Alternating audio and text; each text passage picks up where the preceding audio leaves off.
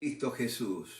Tengan ustedes muy buenas noches en un día y en un horario atípico, ¿no es cierto? Pero en el mes de Emanuel, no el mes de diciembre, porque ustedes saben que el nombre diciembre viene del calendario juliano, o sea, del emperador Julio, ¿no es cierto? Donde diciembre le pusieron el nombre porque viene del 10º mes del año.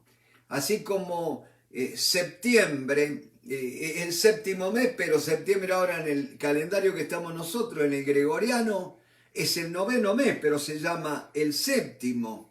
No corresponde, ¿no es cierto? Y así también sigue con octubre, noviembre, tampoco. Entonces, diciembre no es el 10º mes del año, entonces lo hemos bautizado como Emanuel, Dios con nosotros. Bendito sea el nombre. Y así como hemos dedicado un mes para homenajear al pastor, un mes para esto, un mes para aquello, les propongo un mes para homenajear no la Navidad, sino al Señor Jesucristo, que es el centro, que es como dicen los americanos, Él es la razón de la Navidad, ¿no es cierto? Gloria a Dios. Tengan un feliz mes de Emanuel.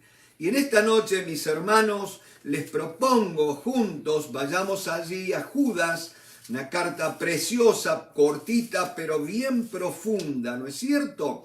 Donde vamos a estar viendo, estábamos viendo la trilogía de aquellos tres personajes, Caín, Balaam y ¿cuál otro era? ¿Ustedes se acuerdan? Gloria al nombre de Cristo.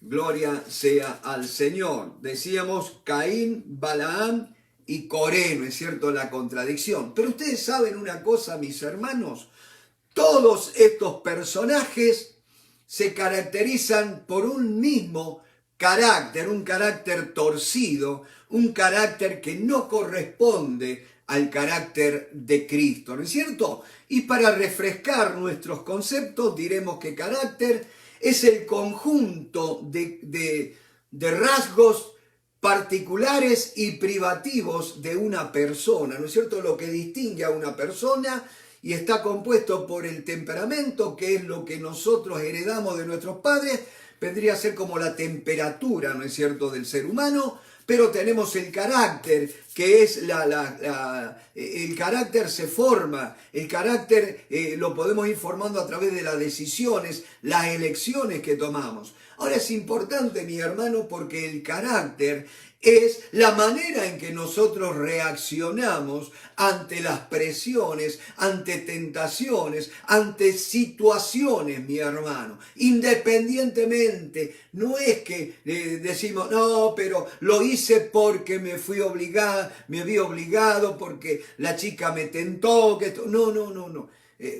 Carácter me habla de un José, aquel muchacho allí en la casa de Potifar, el carcelero. ¿Se acuerdan cuando la mujer de Potifar le ofrecía acostarse con él?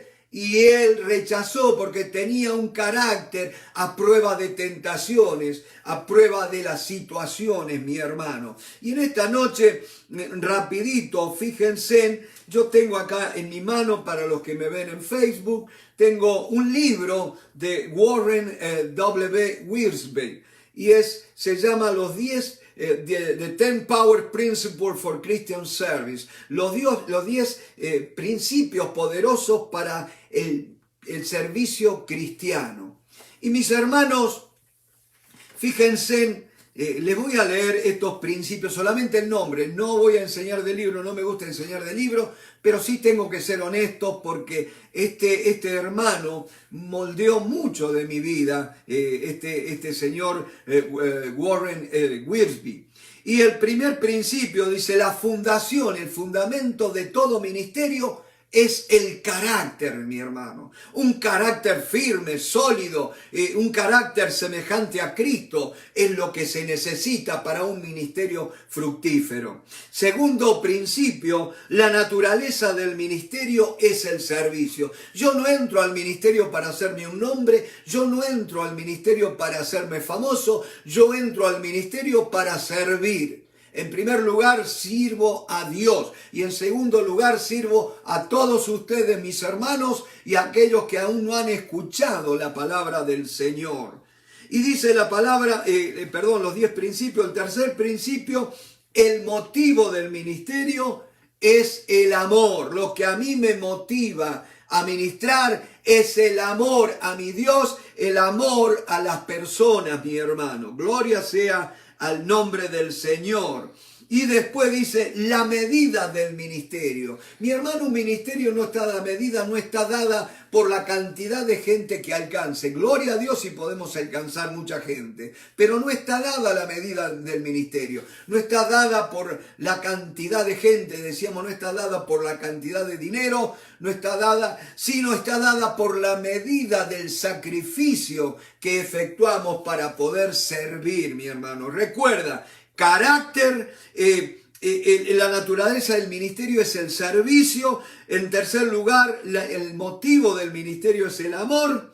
La medida del ministerio es el sacrificio. Y la autoridad del ministerio, el punto 5, es la sumisión. Mi hermano, vamos a tener autoridad en nuestro ministerio en la medida que nosotros nos sometemos al señorío de Cristo. Oh, mis hermanos, ¿qué es autoridad? Autoridad es la capacidad, la facultad para influenciar en pensamientos, en motivaciones y en conductas. Oh, gloria a Dios. Ustedes ven, hay gente que escucha predicaciones, pero vemos que no ponen en práctica. ¿No será que nos está faltando autoridad cuando predicamos, cuando enseñamos? Y esa autoridad viene del Señor. Acuérdense, la palabra autoridad deriva de autor. Y Dios es el autor de todo. En la medida que yo me someto al Señor, voy a tener autoridad sobre en el campo donde yo sirvo, donde yo ministro. Gloria a Cristo Jesús. Y después en el sexto principio, el propósito del ministerio es la gloria a Dios. Bendito sea el nombre del Señor. Queremos tener un ministerio de excelencia, no para nosotros mismos, no para las personas, sino para que dé la gloria a Dios. Oh, gloria a Dios, bendito sea. Y séptimo principio, la herramienta del ministerio, ¿con qué vamos a trabajar en el ministerio? Son con dos cosas, con la palabra del Señor y la oración. Fíjense los principios que me transmite este hermano que ya está con el Señor, Don Warren W. Wiersbe. ¿No es cierto? Las herramientas del ministerio son la palabra del Señor, las sagradas escrituras y la oración. Gloria al nombre de Cristo. El punto 8 o el principio 8 para el ministerio, el privilegio del ministerio es el crecimiento. El crecimiento no es nuestra meta, no es nuestro propósito, es un privilegio. ¿Saben por qué?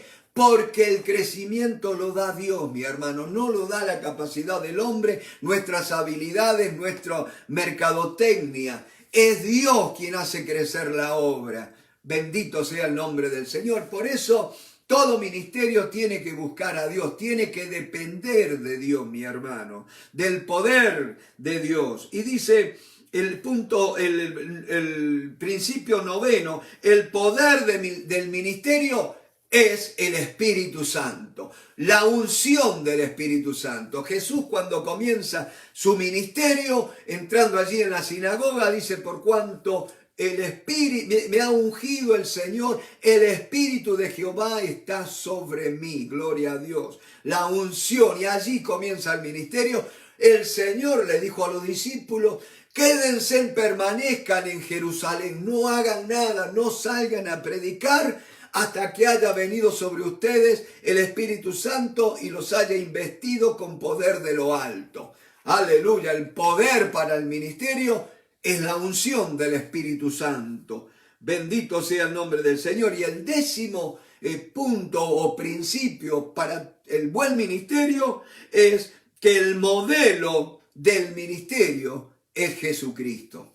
Gloria al nombre de Cristo. Como nosotros enseñamos y predicamos de la Biblia, ahora guardamos el libro.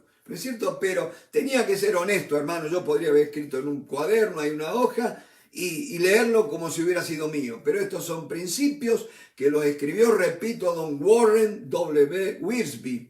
10 principios de poder para el ministerio cristiano. ¿Saben por qué, mis hermanos? Porque en esta noche vamos a leer que dice en el verso 12, estos son manchas en vuestros ágapes. Está hablando de los falsos maestros.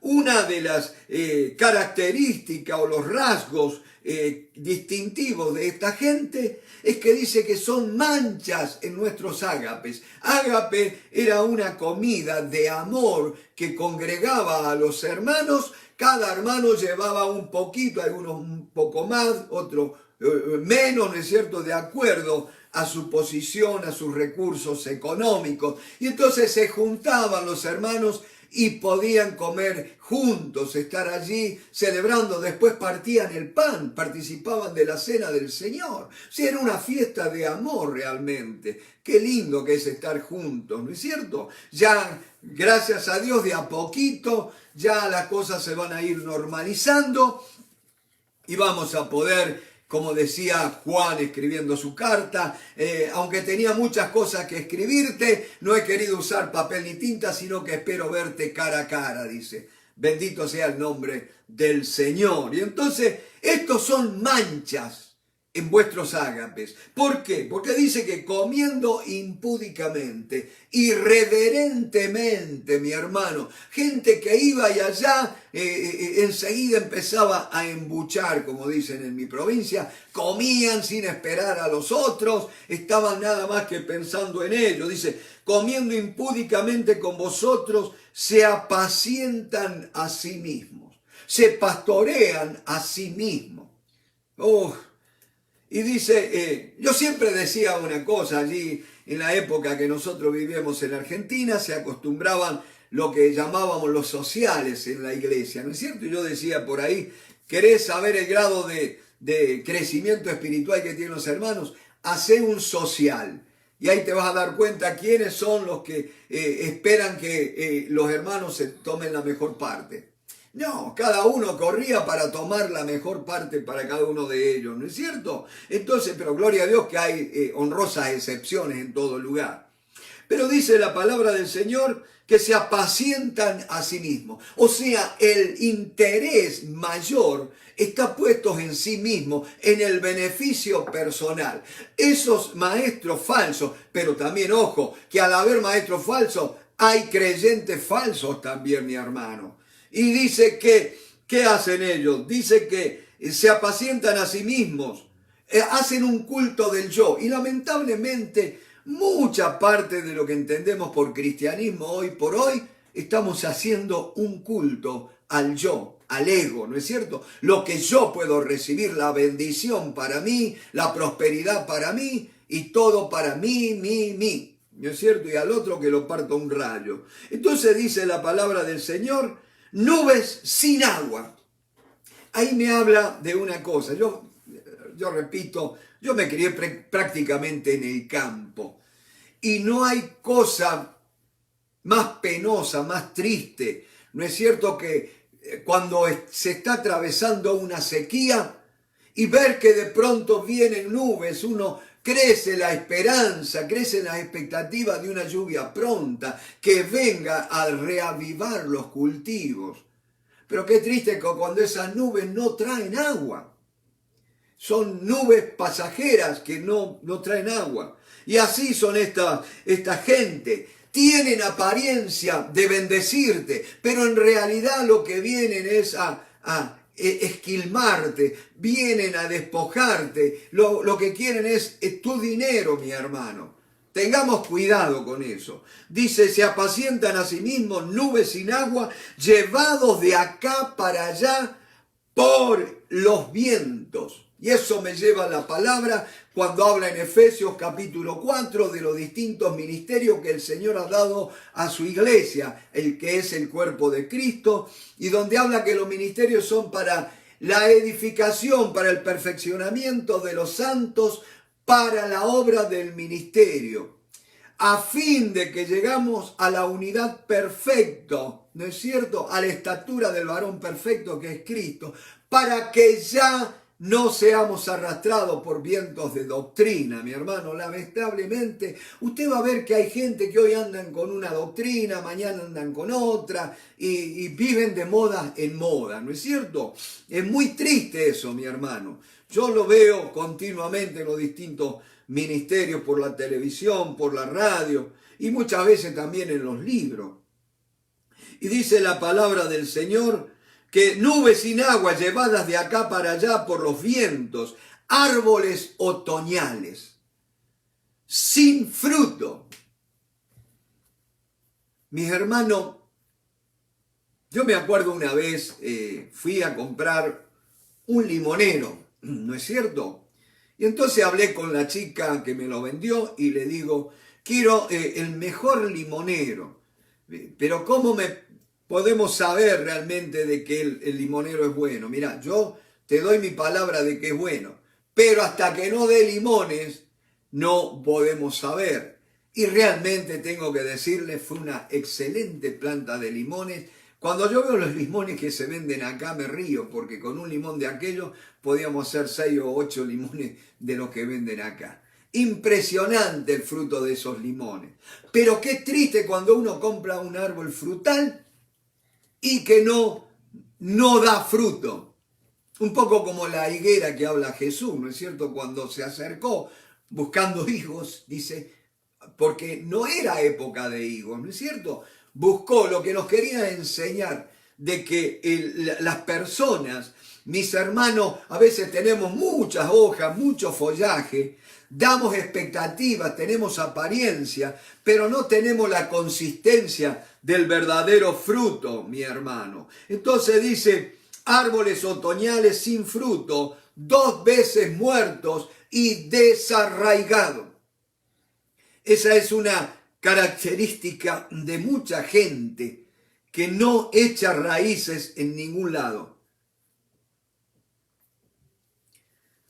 Desarraigado, mi hermano, el no echar raíces te impide recibir los nutrientes y el agua de la tierra, del suelo.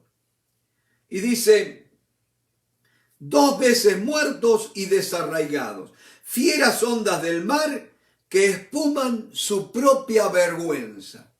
Te digo una cosa, mi hermano, todo mar, por más lindo, por más bello que sea, por más cristalinas las aguas, en un momento de turbulencia, de tormenta, siempre van a arrojar resaca, algas y restos de naufragio, pedazos de madera y aún basura que echan los distintos barcos en el mar, ¿no es cierto? Lo arrojan sobre la playa. Y si no, cuando sales a caminar por acá a Miami, después que está la marea y todo lo demás, va a ver que en la costa se ve toda la resaca. Dice que así son estos hombres. Y hay una cosa, mis hermanos, me habla de un mar agitado, de un mar picado, ¿no es cierto? Entonces, ¿cómo conocer a una persona realmente? Y a una persona, y aún la fe de una persona, no se mide cuando está tranquila, cuando todo va bien. Se mide las reacciones que tiene en los momentos de peligro, en los momentos de dificultades o aún en los momentos, en esas ocasiones de aprovecharse de cierta situación, ¿no es cierto? Como decía, dice el dicho, la ocasión hace al ladrón. Y mi abuelita, doña María Saya, tenía un dicho que decía, siempre me decía a mí, ay hijo, todos somos buenos hasta que tenemos la oportunidad de dejar de serlo. Diciéndome que me cuidara, porque no sabemos cuándo va a venir la tentación. Por eso, mis hermanos, usted quiere ver el carácter de un ministro, y mírenlo en las situaciones difíciles, en los momentos de emergencia, o como yo siempre digo, la mayoría de las veces hacemos declaraciones de sanidad, pero ante una emergencia, lo primero que nos acordamos es del 911. Pero seamos honestos, ¿no es cierto? Y acá están estos, dice, fieras ondas del mar, que espuman su propia vergüenza. Por afuera el mar se lo ve lindo, pero en lo profundo está la basura, mi hermano. Y dice, falta que venga soplando el viento para que realmente larguen lo que hay en su interior. Estrellas errantes. Una estrella errante es algo que no sirve para tener como referencia, como orientación y menos como guía, ¿no es cierto? Estrellas errantes, gente que uno no las puede tomar por referencia. Alguien una vez me aconsejó acerca de los libros, ¿no es cierto? Y me decía, mira Luis, cuando vayas a comprar un libro, fíjate en el autor, qué trayectoria ha tenido. Porque hay muchos escritores que surgen como un boom de una temporada, pero después desaparecen y sus libros quedan en la mesa de las ofertas y no se publican más. Pero los buenos autores, ustedes me van a entender, aquellos que les gusta la lectura y que ya tienen varios años en el Evangelio, van a saber que hay libros que nunca pasan de moda, ¿no es cierto? Y entonces, fíjense que dice la palabra, que espuman su propia estrellas errantes. Ministerios que, brillante, qué sé yo, pero llegan un tiempito y desaparecieron. Así somos también nosotros los creyentes de a pie. Hay hermanitos que parece que se van a comer el mundo y después, ¿y fulanito de tal dónde está? No sé, no hace mucho que no lo vemos, ni siquiera en la congregación. Desaparece. Estrellas errantes, sin consistencia, sin perseverancia, mi hermano. Por eso es muy importante el tema del carácter y es muy importante la Biblia, mi hermano. Y en esta noche tenemos que hacer una salvedad. Nosotros estudiamos la palabra de Dios, necesitamos conocer la doctrina, ser enseñados en la palabra de Dios para tener la correcta creencia, mi hermano. Correctas creencias me van a llevar a una correcta vivencia, a una forma de vida correcta, mi hermano. Pero ¿sabes qué? Podemos quedarnos estudiando la Biblia, podemos quedarnos con la doctrina, pero mi hermano, tenemos que ver que también la palabra de Dios contiene mandamientos, estatutos y decretos que son para ponerlos por obra. Y entonces, mis hermanos, tiene que haber un equilibrio entre lo que conocemos y lo que practicamos, porque si no nos vamos a ir para un lado o para el otro.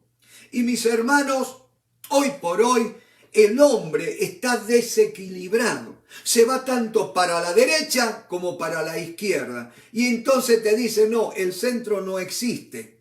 ¿No es cierto? Yo siempre digo, Jesús estaba en el centro. Y yo sigo a Jesús. Y bendito sea el nombre del Señor. Hay una cosa, mi hermano, para alcanzar la madurez en la vida cristiana, en la vida espiritual, hace falta el equilibrio, el balance, mi hermano, no el desfasarnos. ¿Por qué? Porque si nos quedamos abrazando la doctrina correcta, nos vamos a llenar de conocimiento y ese conocimiento nos va a envanecer, nos va a volver arrogantes y nos va a llevar a criticar a aquellos que están en el error o que están obrando equivocadamente. Acordémonos siempre que una persona puede estar haciendo lo malo, en primer lugar, porque no sabe, o sea, producto de la ignorancia. Y para eso se necesita la enseñanza, la instrucción. Y la Escritura dice por sí misma, toda la Escritura es útil.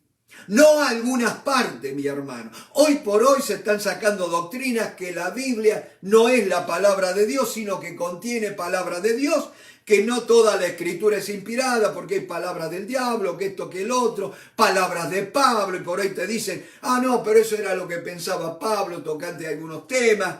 O por ejemplo, hoy por hoy se hablan, los homosexuales vienen atacando y dicen, pero ese era Pablo, que era un viejo retrógrado, porque Jesús nunca habló contra el homosexualismo, ¿no es cierto?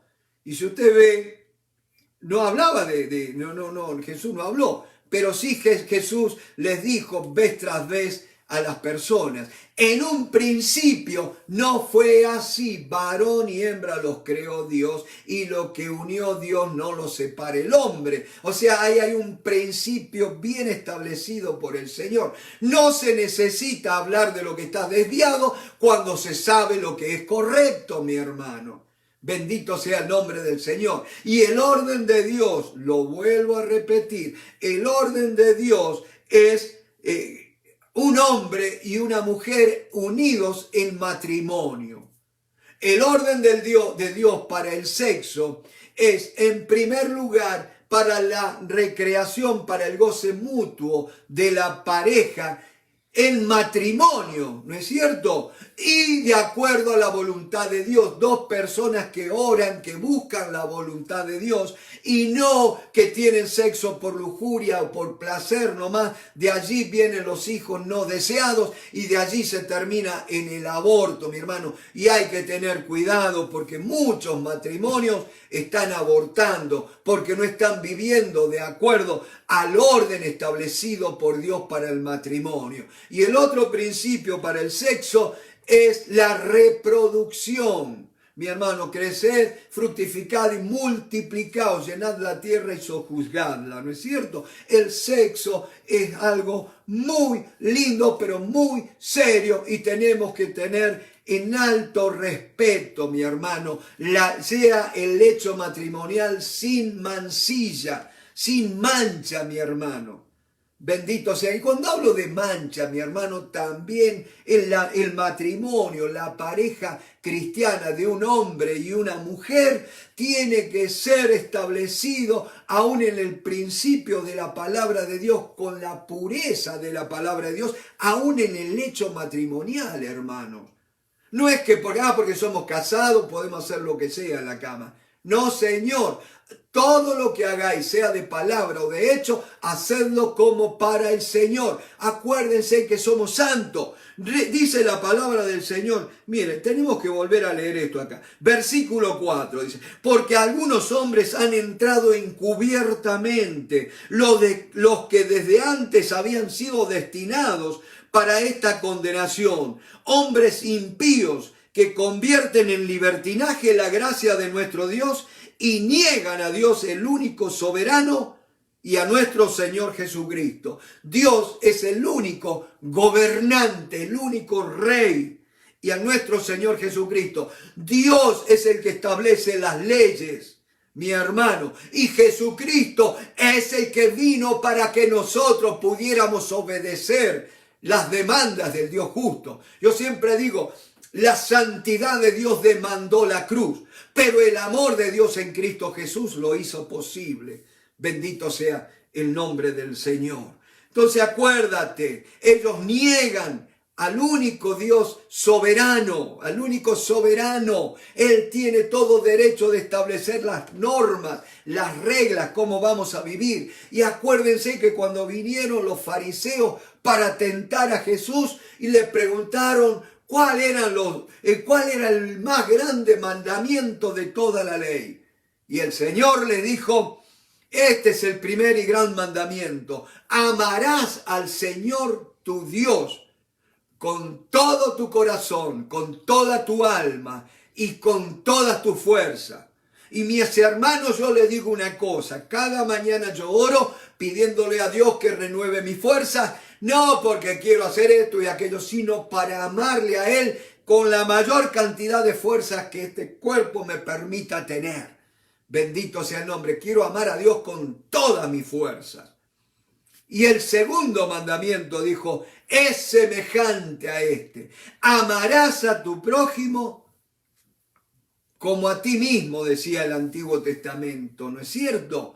O sea, fíjense, en esto se basa, en esto depende toda la ley, todos los 10 mandamientos, o los 613 como llegaron a tener los judíos, se basan en estos dos. Este es el principio de toda la ley de Dios. Amar a Dios con todo nuestro corazón, con toda nuestra alma, con toda nuestra fuerza, y amar a nuestro prójimo, a nuestro semejante, como a nosotros mismos. Y después dijo Jesús, como yo os he amado. Y entonces, mi hermano, y esto lo tengo que aclarar y perdóneme la insistencia. Mi hermano, no es que Dios me dijo, bueno, yo te voy a mostrar ejemplo, ahora andá y imítame. Eso sería muy cruel de parte de Dios. Sí, es como si viniera, no sé, un gran beisbolista, jugador de soccer o basquetbolista y me dijera, mira, me diera una exhibición y me dice, para nadar, para ser un campeón hay que nadar así. O para correr los 100 metros llanos hay que hacer de esta manera. O para jugar al soccer hay que gambetear hay que, de esta otra manera. Y dice, bueno, ahora hacelo vos. Y ustedes saben, mi hermano, que eso no va. Por más que te rompas, por más que pongas esfuerzo, no lo podés hacer. Y es por eso que Cristo vino a morir en nosotros, vino a vivir en nosotros, mi hermano, para que nosotros pudiéramos morir a nosotros mismos. Estamos muertos en Cristo.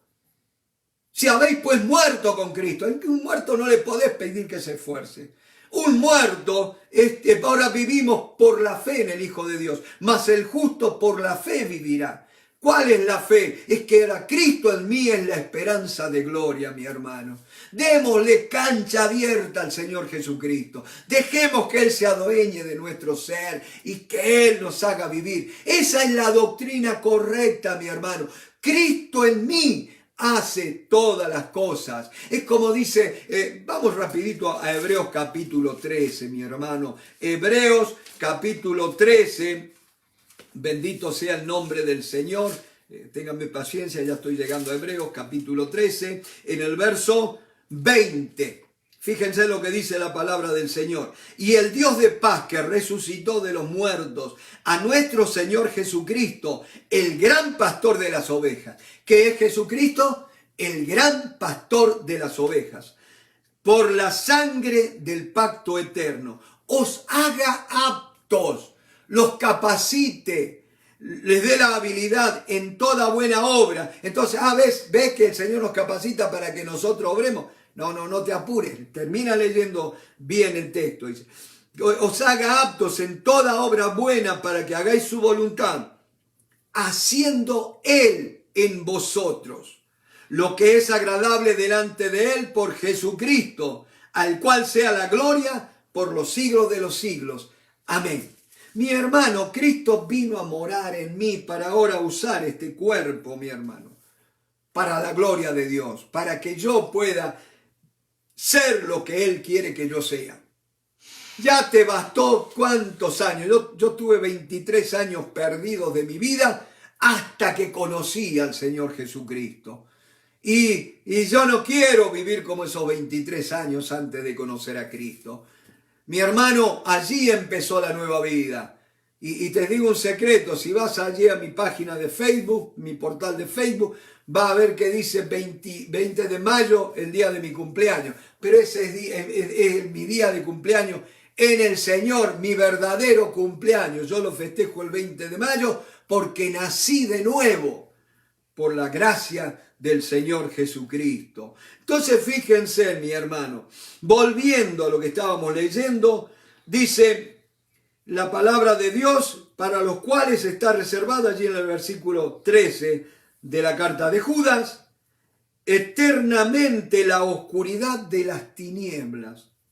De estos también profetizó Enoc, séptimo desde Adán, diciendo, he aquí vino el Señor con sus santas decenas de millares para hacer juicio contra todos y dejar convictos a todos los impíos, todas sus obras impías que han hecho impíamente y de todas las cosas duras que los pecadores impíos han hablado contra él. Viene a mi mente, mis hermanos, vez tras vez viene este pensamiento de un pasaje bíblico que me dice que de toda palabra ociosa un día vamos a tener que dar cuenta. Esta noche no es el tema, pero quiero dejarles esto. Dios nos ha dado poder creativo en nuestras palabras. Hemos sido hechos a imagen y semejanza de Dios. Él con la palabra creó lo que se ve, de lo que no se veía. Mi hermano, con esto no te estoy diciendo, ahora te viene confesión positiva y todo lo que sé yo. Tengamos cuidado, confesión positiva es el extremo, el extremismo llevado allí. ¿No es cierto? Pero hay algo de verdad, mi hermano. Tenemos que creer la palabra de Dios y tenemos que confesarla y establecer, no decretar, establecer la palabra de Dios, mi hermano. Porque es la palabra de Dios la que provoca cambios. Es la palabra de Dios la que trae el orden, mi hermano. Bendito sea el nombre del Señor. Y por eso tengamos cuidado de esas palabras ociosas, palabras vagas, palabras vanas, que no producen nada bueno. Bendito sea el nombre del Señor. Cuando hablas la boca, que sea para bendecir, para hablar lo bueno, para hablar la palabra de Dios, mi hermano. ¿Por qué a veces nos sentimos tan vacíos, tan secos, como si el Espíritu Santo no estuviera en nosotros? Y mi hermano, es por lo que hablamos que se nos va el poder por la boca. Mi hermano, así como nosotros decimos en mi país la pava, ¿no es cierto? La tetera, que se pone el agua para hervir, ¿no es cierto? Y vieron cuando la tetera, cuando el agua está por hervir, empieza como a murmurar la pava, el recipiente que se está calentando el agua, y parece que se quiere mover, y hasta que empieza a hervir, después larga el vapor por el pico, y ahí se quedó, ¿no es cierto? Y ya hierve de una manera distinta. Así somos nosotros, mi hermano. Viene el poder de Dios y nos llena, pero por lo que hablamos nos vamos vaciando, mi hermano. Tengamos cuidado con lo que hablamos. Dice, he puesto guardas en mis labios para no pecar contra ti. Que los dichos de mi boca y la meditación de mi corazón sean gratos delante de ti, oh Señor. Dice la palabra del Señor. Estos son murmuradores. Un murmurador es alguien que censura la conducta ajena, ¿no es cierto? Que no se animan a hablar en cara y andan hablando a espaldas, se andan quejando a espaldas. Dice, andan según sus propios deseos. Mi hermano, lo que nos tiene que guiar no son nuestros deseos. Es la voluntad de Dios, mi hermano. Lo que nos tiene que guiar es el Espíritu de Dios. Tenemos que aprender, mi hermano, a ser sensibles a ese mover suave, ese toque suave del Espíritu Santo. Oh, bendito sea el nombre del Señor. Dice, estos son murmuradores, querellosos. Un querelloso es alguien que anda buscando querella, pleito, un liento, vamos a decir así. Alguien que no se puede quedar callado ante un agravio y enseguida tiene que saltar y repetir. Dice la Biblia, dice, reprende al necio y te escupirá en la cara, dice, ¿no es cierto? Entonces dice, cuya boca habla cosas infladas. Siempre vienen hablando grandeza, mi hermano. Y aprendí un dicho de los dominicanos que dice, dime de qué privas y te diré de qué careces. Venimos contando grandeza de nosotros, ay, yo y esto. A veces hablamos mucho de nosotros porque no tenemos nada, mi hermano. Y entonces dice, cuya boca habla cosas infladas, adulando a las personas para sacar provecho. Dígame si no hay de estas personas. Que no seamos de eso, mi hermano, que adulamos a la gente para sacar provecho, para acomodarme. Me acuerdo una vez una persona me dice, yo me voy a pegar a Luis porque veo que Luis está pegado al pastor. Y le digo, ten cuidado, no te pegues mucho a mí porque por ahí me caigo yo y te caemos también. ¿No es cierto? No es, mi hermano, pegarme a fulano o a mengano para recibir los beneficios. Tengamos cuidado, mi hermano. Estamos sirviendo a Dios por amor, lo mismo que a nuestros hermanos. No para promoción propia, sino para provecho del cuerpo. Adulando a las personas para sacar provecho. Que no seamos de esos, mis hermanos. Dice, pero vosotros, amados, tened memoria de las palabras que que antes fueron dichas por los apóstoles de nuestro Señor Jesucristo. Y yo te digo una cosa, ¿cómo vivir de una manera que agrade a Dios? ¿Cómo guardarnos de estos falsos maestros? ¿Cómo no ser uno de ellos? En primer lugar, dice Judas, amados, tened memoria de las palabras que antes fueron dichas por los apóstoles de nuestro Señor Jesucristo. Mis hermanos, ese grupo de 12 varones que el Señor invitó, llamó de la multitud de sus discípulos para que estuviesen con Él. Llamó a 12 para que estuvieran 24/7 con el Señor, a un seminario intensivo, a un discipulado radical, mi hermano, donde tenían que aprender, pero también tenían que ser corregidos por el maestro. Y vaya si más de una vez no tuvieron que ser corregidos. Vaya si ellos aprendieron a ministrar viendo cómo ministraba el Señor. Y ustedes saben que cuando nosotros hacemos las cosas, también estamos discipulando a otros. Por eso tengamos mucho cuidado con lo que hacemos, mi hermano. Dice, pero vosotros, amados, tened memoria de las palabras que antes fueron dichas por los apóstoles de nuestro Señor Jesucristo. Ellos no tenían el Nuevo Testamento que nosotros tenemos hoy. Ellos tenían que hacer memoria de lo que los apóstoles habían hablado. Y en ese tiempo, cuando leíamos la profecía del libro de Enoc, ¿no es cierto? Te dicen, pero el libro de Enoc, ¿de dónde sacó esto? ¿Por qué ese libro no está en la Biblia si es citado por Judas? Y si la Biblia es inspirada por Dios, entonces el libro de Enoc, ¿por qué no está en la Biblia?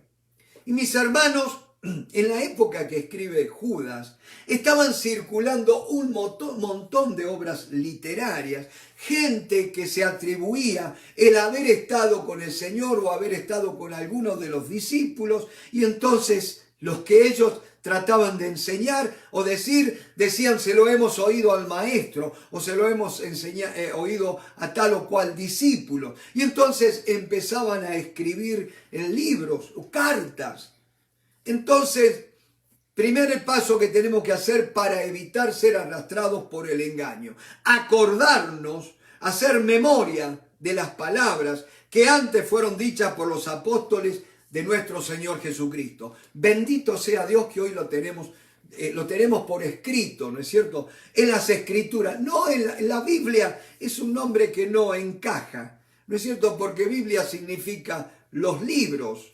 Y no es un término bíblico. El término bíblico para este libro santo es la escritura o las escrituras, ¿no es cierto? Pero nunca dice los libros o Biblia, ¿no es cierto? Pablo no dijo como dice la Biblia, sino como dice la escritura, ¿no es cierto? Eso va de yapa, va gratis. Y dice la palabra del Señor que tenemos que acordarnos de las enseñanzas de los apóstoles de nuestro Señor Jesucristo, no de cualquier apóstol, de nuestro Señor Jesucristo, aquel grupo de 12 varones originales que fueron llamados por el Maestro para recibir la revelación de Jesucristo.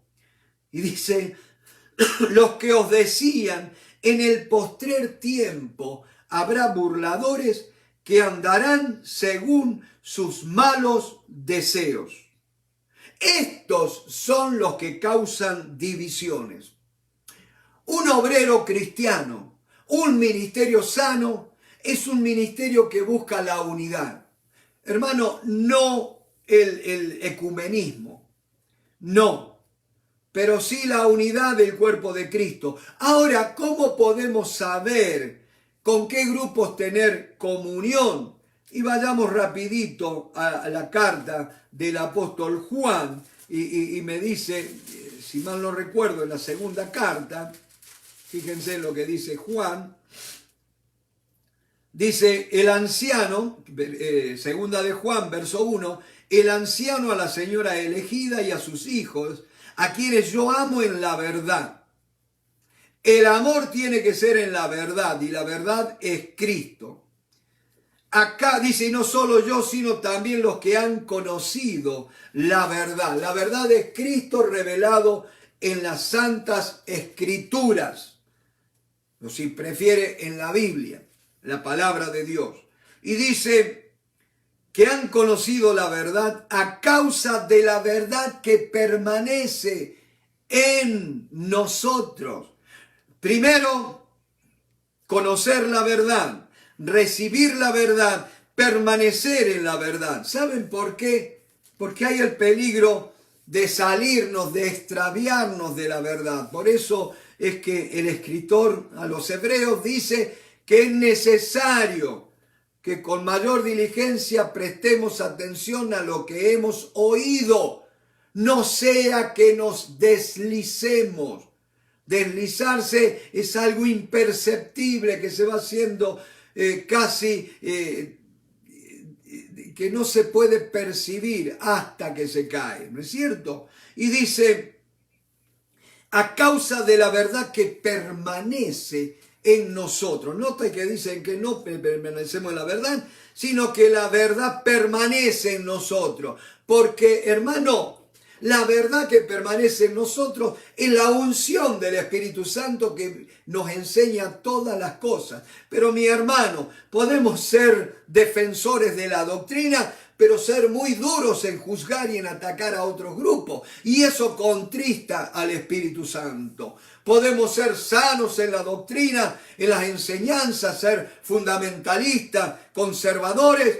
Pero hermanos, si no estamos practicando el amor de Cristo, de nada sirve, estamos contristando al Espíritu Santo.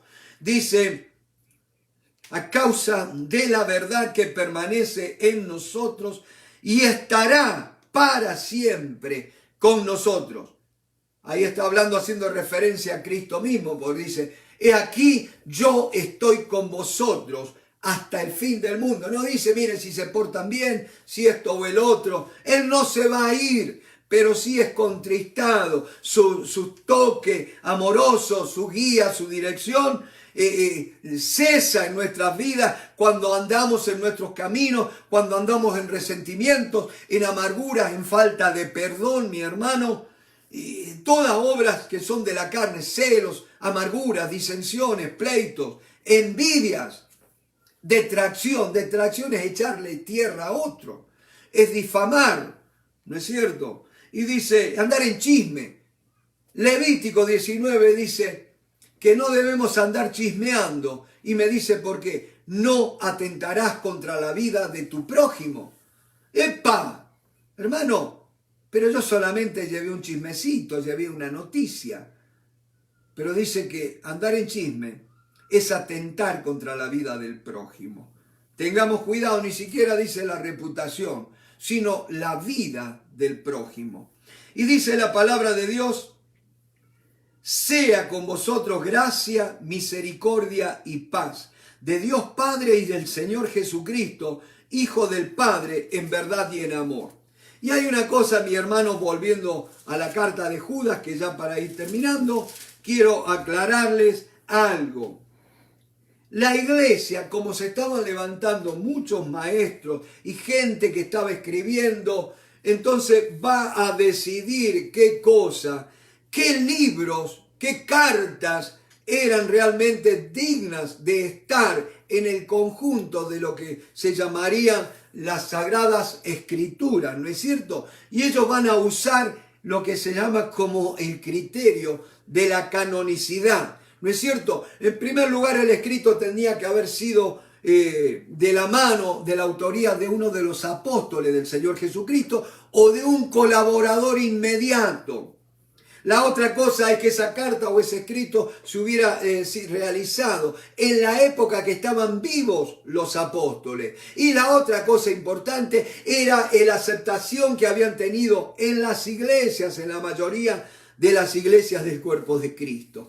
Esta es una enseñanza preciosa de cómo nos llegó la Biblia que hoy conocemos, mi hermano. Estos 66 libros, y cierro con esto. Si hay algún católico que me está escuchando, va a decir que la Biblia son 73 libros, no 66, ¿no es cierto? Y 46 en el Antiguo Testamento, 27 en el Nuevo Testamento. Pero yo les digo una cosa, 66 libros como tenemos nosotros los evangélicos, por una sencilla razón. El libro de Isaías, que es la condensación de la Biblia, del mensaje de la Biblia, son 66 capítulos, mis hermanos, ni uno más, ni uno menos, igual que 66 son los libros de la Biblia de los evangélicos. Dios me los bendiga y gracias por esta noche. Amén.